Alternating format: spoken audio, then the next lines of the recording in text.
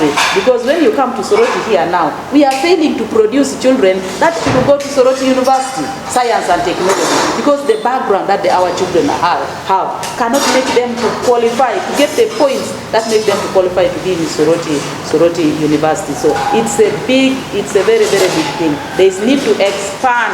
I want to tell you, there is even need to revise the curriculum of primary education, and I'm happy.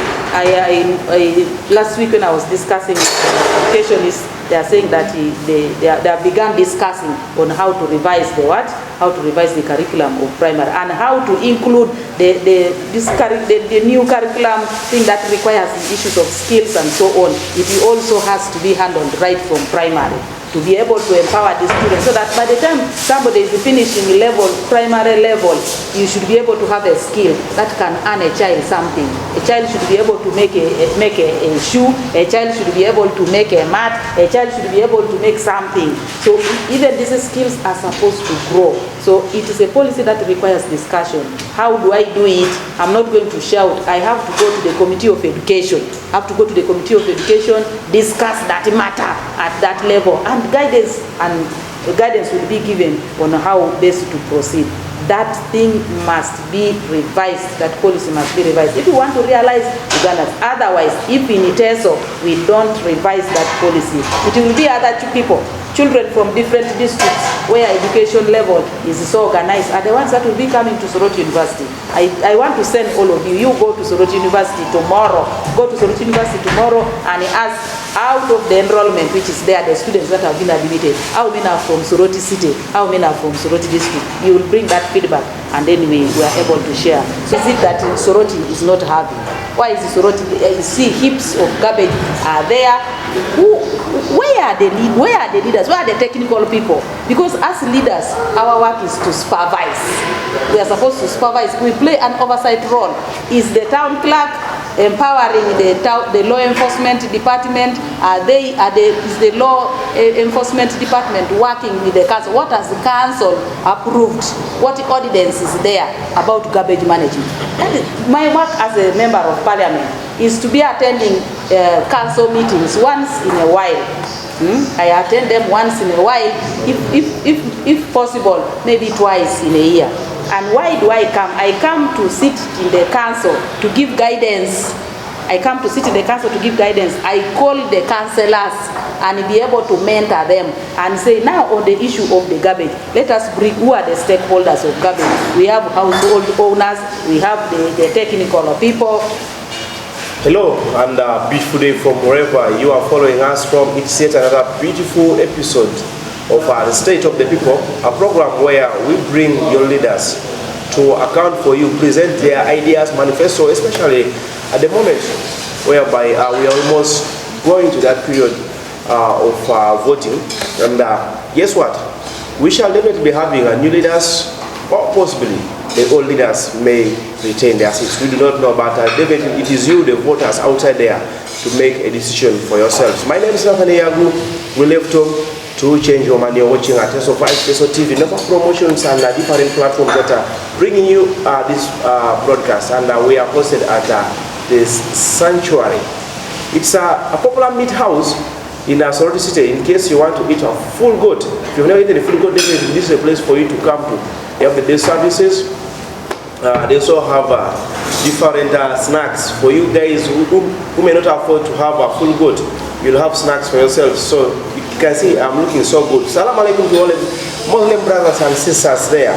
In the house today we have a very humble young mother who is going to talk to us today, and she's going to tell us about her. She's contesting for woman member of parliament for Soroti City under the NRM ticket. As we all are aware that NRM will soon be having the party primaries, but today we are having her here. We want to get to know who exactly she is and what plans she has for the people of Soroti City if she is elected as a woman member of parliament of Soroti City. Honorable, you're most welcome. Thank you very much. Our dear listeners outside there, a very good morning. I'm greeting all of you. Good morning. And how have you woken up today? It's a beautiful day that the Lord has given us. I'm Apollo, mostly commonly known as Toto Apollo, Suzan Maura, a born of Opiai, Oboke. I'm married in Aloet with Mr. Maura John, Aloet Amukaru. And then I live in senior quarters. I'm one of the women that has taken heart to stand to represent the people of Soroti City. And we are battling up with our NRM primaries, which is starting in the due course. And I want to inform my listeners outside there that Totafo Lord Suzan Maura Akukuleru was nominated the other day on Tuesday at 5 p.m. So the nomination has given me the power and the authority to converse votes across the city. So my people of Soroti City, wherever you are, Soroti City East, Soroti City West, Totafo Lord has come officially commissioned to come and talk to you, to convince you. And I'm praying that you people of Soroti, you're wonderful people, and Soroti has been waiting for a person of this nature. And I am telling you, let's take the flag on the 16th July. Give me the mandate, give me the flag. I am not going to disappoint you. I'm going to carry the flag and deliver the victory to Parliament and be able to represent your issues, your matters, your situations in the national table. Okay, I personally want to congratulate you upon getting done in, with your nominations.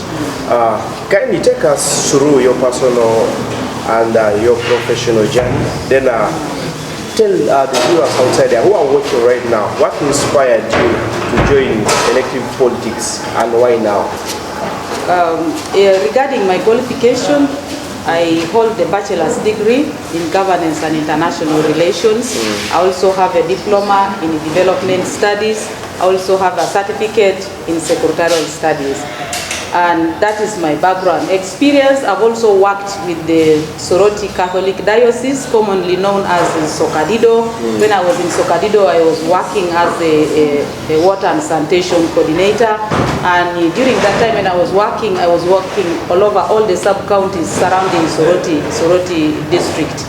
And I was working in Agora, I was working in Agama, I was working in Otatai, I was working in Okuyo, working in Amen. All the sub-counties annexed to the city, I was working with them. And then I also worked with the Concern Worldwide. That was during insurgency. You all remember the insurgency we had in 2003. And there I was working as a hygiene and sanitation specialist in the camps, which really moved on really very, very well. Now, what has inspired me to contest for woman member of parliament, and why woman member of parliament? You see, when you work in the community, you discover a number of issues. You discover a number of challenges that are not addressed. And I looked at many people have gone to parliament, but still the needs of Soroti have still remained untouched to a greater extent. So what is compelling me, I have a few things that have touched my heart. One is when I look at the lives of the women empowerment. When you empower a woman, it means that you have empowered the whole nation. Now, what am I looking at? When women are engaged in productive activities, you'll find that the economy in that country will stand. Women are custodians of development. Women are custodians of growth. Because when you give a woman, when you empower a woman looks at everybody. I give you an example. If I have just 2,000 shillings, if I had 2,000 shillings now here and I have a man and a woman, if I give a woman 2,000 shillings, a woman is going to think twice. You will say, now this 2,000, I want to buy soap, I want to buy salt, I want to buy tomatoes, But when you give a man 2,000 shillings, most of them will just run for a beer. They can run for a soda, they can run for something else. So my objective is to empower women, because when a woman is empowered, you know that that family is now steady, that family is organized, that family is peaceful, because there will be the needs in the family will be catered for through the activity that the woman is going to be engaged. And you find that women are able to pay children's school fees, are even able to, today when you analyze the contribution of women, you'll realize that about 85% of the women are taking care of rent, school fees, treatment, and so on and so on. So that is why I am saying, as a mother, I have looked at the lives of the women in this city, both young, old, middle age, and so on. So I realized that they need economic empowerment. So how am I going to do it? Where will I get the money? As a member of parliament, I needed to make friends with a number of members of parliament, we form an association, then we do fundraising. I can do fundraising, I can raise with my colleagues, I bring them to Soroti here, we fundraise. And when we fundraise that money, I'll be able to organize women in their group. Actually, they're already organized in their group, but we'll be able to say now this circle, organize the groups into circle. And then I put this money that I get through the fundraising, I'll be able to put that money into that circle. I tell you this, I'm telling you, women are very, very hardworking. But women cannot borrow loans from the banks. Because when you go to the banks are saying you want a land title. And most of us, the women who are the wives and also women and so on, you realize that a very small percentage of women have assets that give them to have securities in case of the loan. Now when you go to the bank, they want a land title, they want cows, they want a logbook of a vehicle and so on. So when I organize these women in their circles, I fund their circles, you'll find that even a woman who could not get money from the bank is able to go to her circle and she gets some money. And besides that, that money that they are able to get in their circles, is they pay it back with little interest, which all of them can be what? Can be able to afford. They can be able to afford, they can be able to qualify to get the security. The other thing is also to lobby from government. There are so many government programs. There are so many government programs, the mayor guy is there, and then we also have what we call WEP, Uganda Women Empowerment Program. Then now a new program has come, government has given us, and we want to thank His Excellency Yoweri Kaguta Museveni for loving women and empowering women. The GROW program is a very big project handled by World Bank. This is now a program that is looking at women who have already, so government believes that women were given a myoga, they have gotten a web, so now women have grown to a certain extent. So GROW has come to empower them, to back them up. So it means that women now, those women who have reached a certain this macro level of business, those are the women that qualify to get the money from GROW, because GROW gives from 5 million to 200 million. So that is now to back them up. It is more of a backup, so that let them continue. That's why it's called GROW, so that women grow and expand and be able to contribute to the development of this country. So that's what I will do to the women, among other many things that I will be able to do. The other thing that is pushing my heart is education, the aspect of education. I want to tell you that when you look at our education, especially primary education has not been given attention if you look at it in this country. And yet primary is the core, is the foundation of all professionals. We all generate from there. We all rise from there. So if a primary level is not handled well, you realize that there will be a challenge. We cannot get. Now we have Soroti University, science and technology. But you look at our primary schools, do they have labs? How are those children taken through those practicals and so on? So there is a policy in government that says that one teacher per class.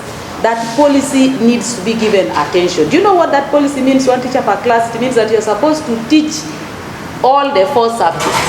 Now ask yourself a day when that teacher is not around, because they are normal human beings. We live in the natural world. That teacher is going to fall sick. If it's a wife, tomorrow she will go for maternity leave.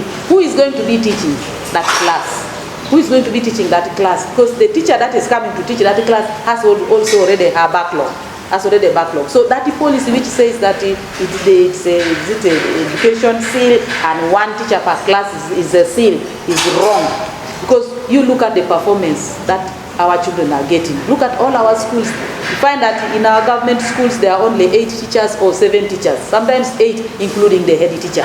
And yet when you go to a private school, you'll find that one class has 4 teachers. There are even topics that are given, teachers are distributed, because some people are very good in certain topics and so on. So that policy needs to be revised. So one of the things that will take me to parliament, I want to ensure that this policy is revised. Because members of parliament legislate, they look at the laws, because when you come to Soroti here now, we are failing to produce children that should go to Soroti University, science and technology, because the background that our children have cannot make them to qualify, to get the points that make them to qualify to be in Soroti University. So it's a very, very big thing. There is need to expand. I want to tell you, there is even need to revise the curriculum of primary education, and I'm happy. Last week when I was discussing educationists, they are saying that they have begun discussing on how to revise the curriculum of primary, and how to include the new curriculum thing that requires the issues of skills and so on. It also has to be handled right from primary, to be able to empower the students, so that by the time somebody is finishing primary level, you should be able to have a skill that can earn a child something. A child should be able to make a shoe, a child should be able to make a mat, a child should be able to make something. So even these skills are supposed to grow. So it is a policy that requires discussion. How do I do it? I'm not going to shout. I have to go to the Committee of Education. I have to go to the Committee of Education, discuss that matter at that level, and guidance will be given on how best to proceed. That thing must be revised. That policy must be revised if we want to realize Uganda. Otherwise, if in teso we don't revise that policy, it will be other children from different districts where education level is so organized are the ones that will be coming to Soroti University. I want to send all of you go to Soroti University tomorrow. Go to Soroti University tomorrow and ask, out of the enrollment which is there, the students that have been admitted, how many are from Soroti City, how many are from Soroti District. You will bring that feedback, and then we are able to share. So if we want to remove that situation of crime, we have cried over years that there is poor performance, there is poor performance, there is poor performance. This is the root cause of poor performance, because we need to revise this policy, have it expanded, and more teachers be allocated per class, so that the teachers have enough time to be able to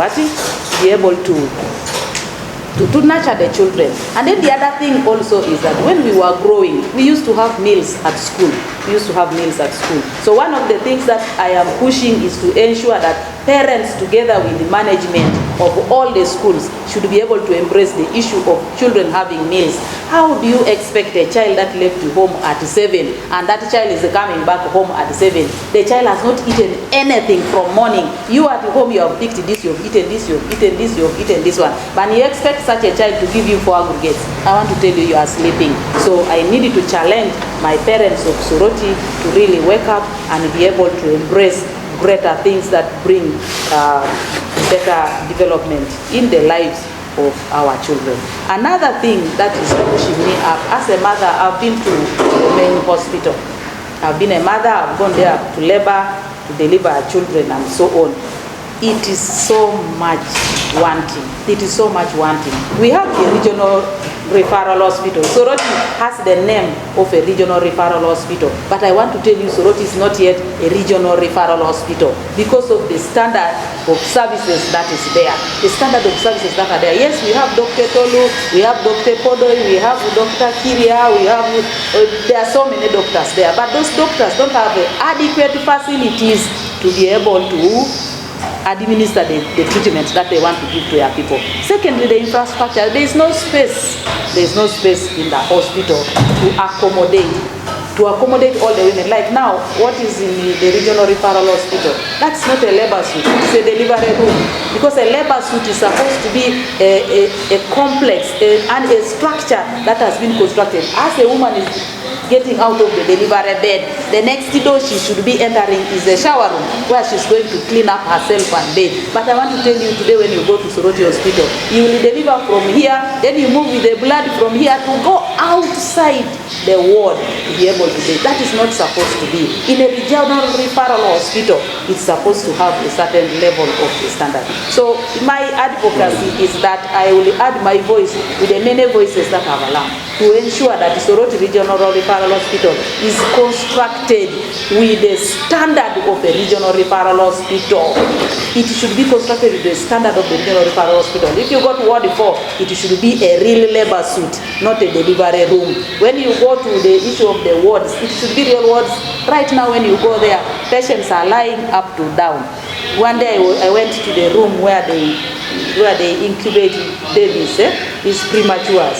I want to tell you that one table like this is having 5 babies. You look at this table, and it has 5 babies. 5 babies with the 5 mothers. You stand from morning up to evening. You stand for all the 24 hours.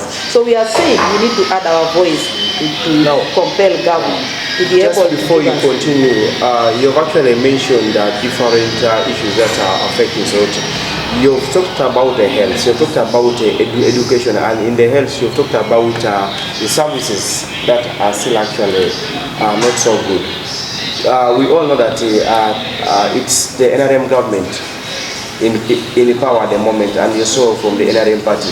How unique are you going to be, perform some of these duties to bring in the change, especially being a member of the NRM party? What are you going to do different that the NRM government has failed to do, but now as a member of parliament who is going to be elected, what are you going to do to bring in the change? You see, my brother, my son, when we are electing, whom have we elected? That is the challenge that we have as a Soroti. Whom have we elected? Because when you elect a person who does not sit in the dining table and sits on the veranda outside, how will that person get food from the kitchen to bring to our people? So that's why I'm saying that if I am given the mandate, the people of Soroti, let us elect wisely. Let us elect the people who can speak to the president, who can speak to the minister, and they are given attention. You know, sometimes we elect people who are not given even the opportunity to enter an office. Like sometimes the president can call for a caucus to discuss and say, brainstorm, what are the issues in your constituency? What are the issues in your constituency? What are the issues in your constituency? So that has been a gap in Soroti City. And I'm saying that this time, if given this golden chance, we are going to network, we are going to coordinate, we are going to go to the relevant offices to seek for support. That is the uniqueness that I'm going to do. That's the uniqueness that's going to be there. Because the type of people that we have been electing cannot go to the president and say, Mr. President, the people of Soroti gave you votes, but these are their challenges. They cannot go because they are abusing, they are quarreling. These are people who cannot rhyme. They are quarreling to each other. You cannot, I bring an example. If you have a wife who keeps abusing you every day, will you really live with that woman? Men, you know that question. If your wife abuses you every day, abuses you in the morning, at daytime, up to the evening, you will stop taking breakfast of that woman, you will stop having her meals, you will even begin coming home very late, and at the end of it, you will not come. Even when you see her miss, when you see her call, you will look aside because you know that the message that is coming is going to be an abuse. So I really appeal to my people of Soroti City, let us wake up. Let us, because now we have no issue, we have nothing to do. His Excellency, Mr. Yoweri Kaguta Museveni is still there. So long as he's still there, you need to take a person, a Kukulero like this one, a mature person. Take people, elect the people who, when the president sees, will be able to say that surely, we'll be able to accord respect. But when we elect the people that don't respond in a manner that can bring development, definitely we shall not be able to achieve. We need to find leaders that can be able to persuade, the leaders that should be the ones that cross-cut the borders and be able to reach the table where food is distributed. And I'm sure that when Apollo Suzan Agnes is given that mandate, I want to tell you, you will realize, you will come to testify, you will again come with all these cameras to be able to celebrate and say, surely you told us this thing and it has come to pass. You've actually mentioned a critical point that if you're elected and you go and work with the NRM government, if only President Museveni goes back as president. Soroti City has both the urban and the peri-urban areas. In the peri-urban areas, work for who are farmers and people who keep cattle. For long, teso have been calling out government to compensate and pay back the cattle. And of course, we see the process is a little bit slow, and the opposition MPs are actually trying to push for that. If you're elected as a woman member of parliament, what are you going to say about the issues of cattle looking at the way most of the NRM MPs are quiet, will you also go and keep quiet, or will your voice be heard out there? Thank you very much. On the issue of the compensation, that matter is already being handled. Compensation, it has been already handled. Discussions are going in an advancing manner.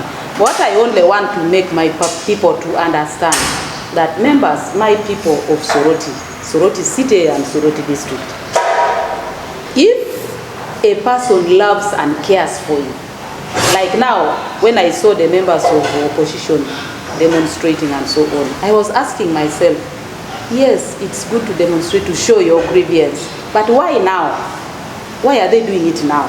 If that was a pressing issue that took them to parliament, if it was an issue that compelled their hearts and made them feel that we must get these positions so that we are able to go and speak about our people, why is it coming in the last year of the term? It should have come earlier. It should have come in the first year of the term, and then all of us would have been mobilized, and then we all go and express our views. When it begins to come now, you realize that it is a game.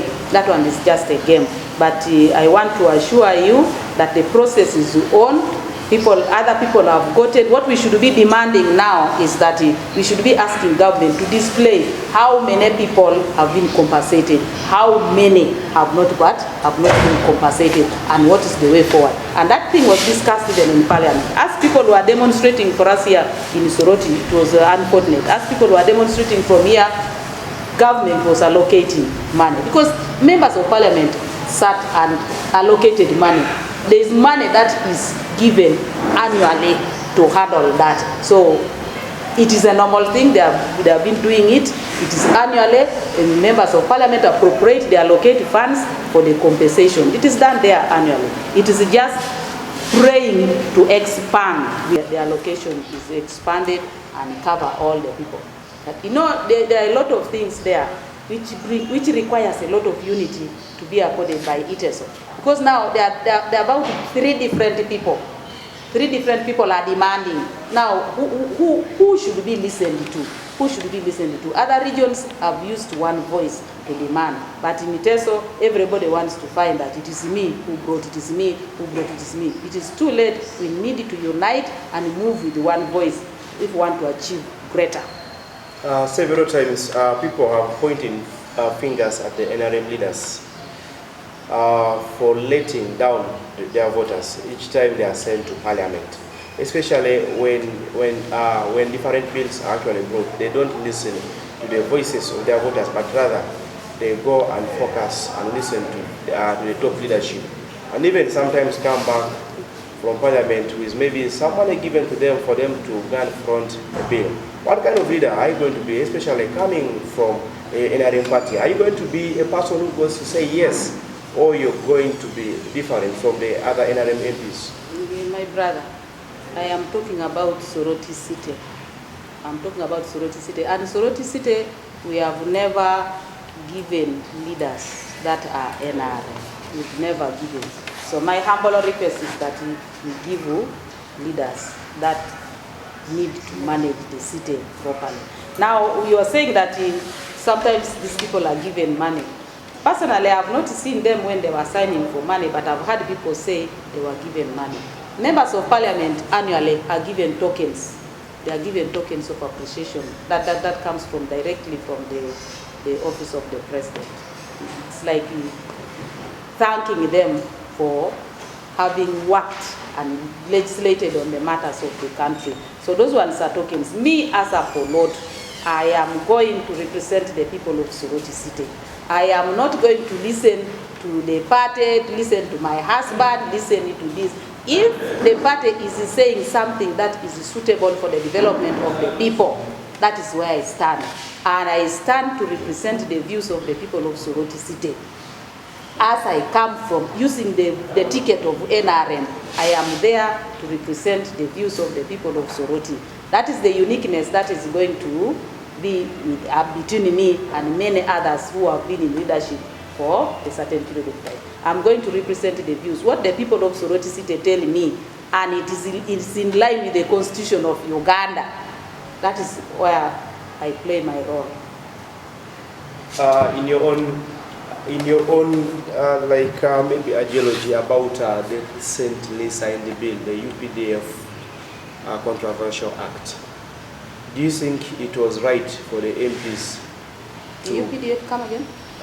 In your own remarks about the controversial UPDF act that was signed in by the president recently, and of course after the MPs allegedly received a sum of money, if you were in parliament, would you also have signed it or maybe supported it to have civilians tried in the military courts?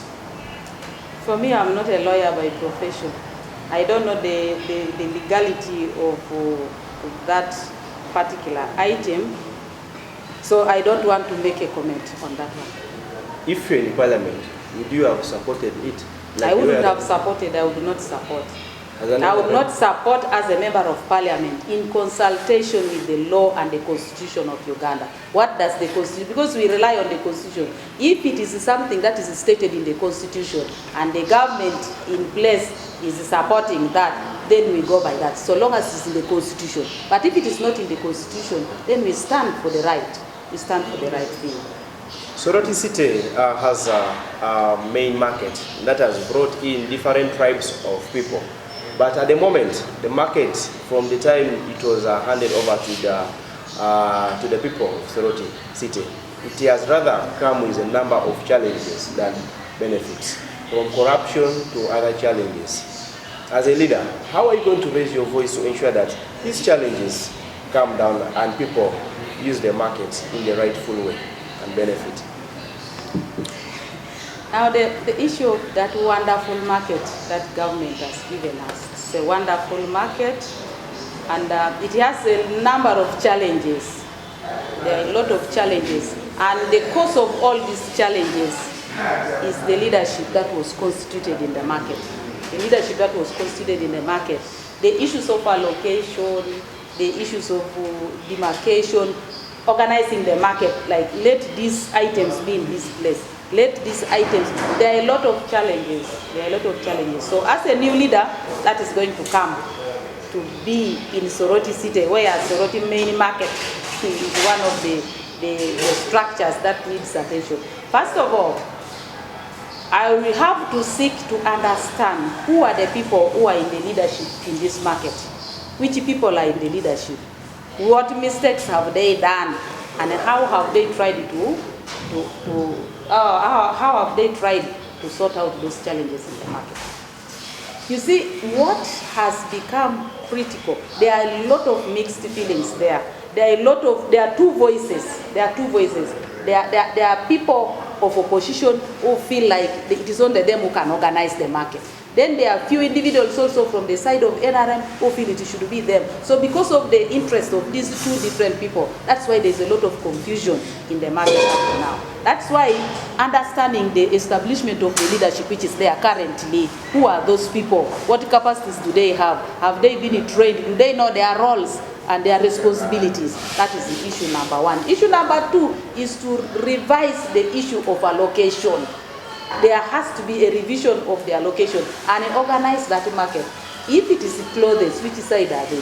I've gone to that market sometimes. You'll find that there is a shop for food here, and then here there are clothes, here there is a saloon, so a lot of mixture. There is need also to look at the organization. How have they been organized? Who is organizing them, and what capacity does that person have for organizing? I want to tell you, like, there are issues of power, and then there are issues of water in the market. Issues of power, there was a day people were striking, and they have struck a number of times. Why are people striking? Those are things that need attention. If it is the power, who is the person, who is the service provider for power? Who is the service provider? Who is providing power to the vendors inside there? What is the discussion? Who has looked at the memo? What is the memorandum of understanding talking between the market vendors, the RI government, and the what? Government and the service provider. So there is a need to look at that attention. Who is holding that contract? Who is the person in charge? Those are the issues that we need to look at. Then also the issue of the market vendors circle. When the president came there, the president promised those people that he was going to give them some support in their circle. It has never taken place. Who are the members of the committee of the market vendors circle? Who are those people? Can they speak and the president hears them? Those are all things that we need to put attention. And it's one of the things I want to follow up. I know the market vendors don't know me because I've never engaged them in a demonstration or what, but I want to tell the market vendors that let us put Totapoloto there, because when we put Totapoloto there, she knows the battle she will press, and the issue of the market vendors circle will be able to tackle. She will be able to tackle. Let us establish the rightful people with a passion, people who are transparent, people who are able to empower us, not people who are able to take advantage of our situation to benefit their lives as individuals. So let's wake up from that, let's get out of that, and let us use our brains, let us use our minds, let us use our bodies for rightful causes that bring us the development that we want. Thank you very much. Soroti City was recently known as one of the most cleanest cities. Actually, before it was a municipality. When the city status came in, Soroti City was elevated. Even when it was not ready to have that status, we now have it as a city. We currently face a challenge of plastics, garbage being dumped everywhere. Our leaders have actually come out to react on a personal level to ensure that the city comes back into that good place where it used to be. If you're elected as a member of parliament on a personal basis, what will you do to ensure that Soroti City comes back to where it used to be, especially when it comes to garbage and plastics that are being dumped everywhere? You know, politics is about competition, and competition is you have to prove that you are the one who can do it.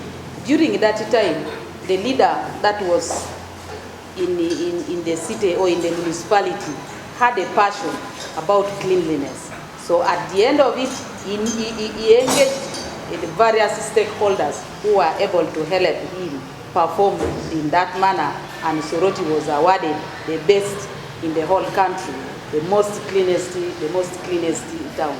You see, issues about garbage management in the city. Let's borrow from KCCA, let's borrow from Lira, let's borrow from Arua.